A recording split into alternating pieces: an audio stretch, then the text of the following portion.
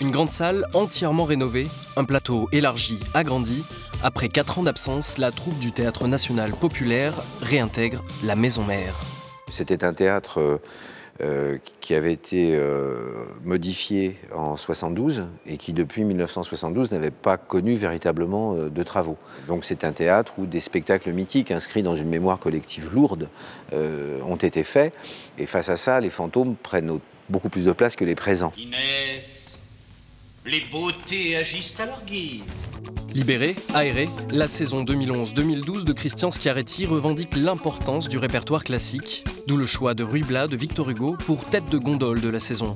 Presque un hommage, au 19e, l'auteur romantique pense déjà à un certain théâtre populaire. On doit à Victor Hugo l'invention du terme théâtre national populaire universel, disait-il. Lorsque Hugo écrit 1830-1838, le théâtre à Paris est un théâtre de monopole. Donc on a un théâtre pour le vaudeville, un théâtre pour le mélodrame, un théâtre pour les classiques, etc. C'est-à-dire qu'il y a des gens qui méditent, des penseurs, donc des gens qui font partie d'une élite intellectuelle. D'autres qui sont mus par l'action, c'est-à-dire le mélodrame, doivent être ensemble et l'œuvre d'art doit présenter et montrer ces contradictions-là. Donc Victor Hugo écrit une œuvre, fait une œuvre qui vise à mélanger ces publics-là. Donc si vous voulez, vous aviez une vocation de mixité, de transmission propre au TNP. Une mission portée depuis sa création par ses différents maîtres à penser, Gémier, Jean Vilar, Robert Planchon ou encore Patrice Chéreau. Planchon et Chéreau, avec qui le TNP, d'abord installé à Paris, déménage à Villeurbanne en 72. Une petite histoire de la décentralisation. Le ministre nous a demandé s'il nous était possible de prendre la succession du TNP.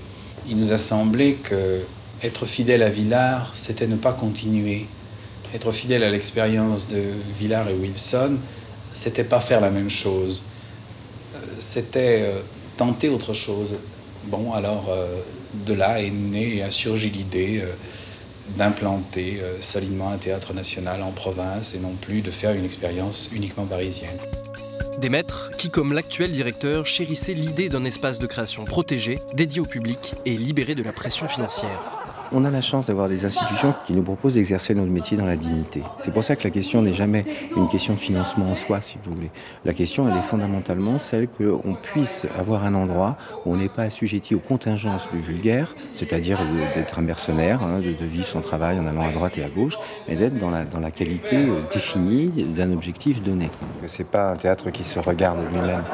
Et que donc il y a une sorte de discipline collective, je pense que ça se voit ou ça se sent, où tout le monde va dans le même sens. Donc on est au service d'une œuvre qui nous dépasse, donc forcément en situation de générosité.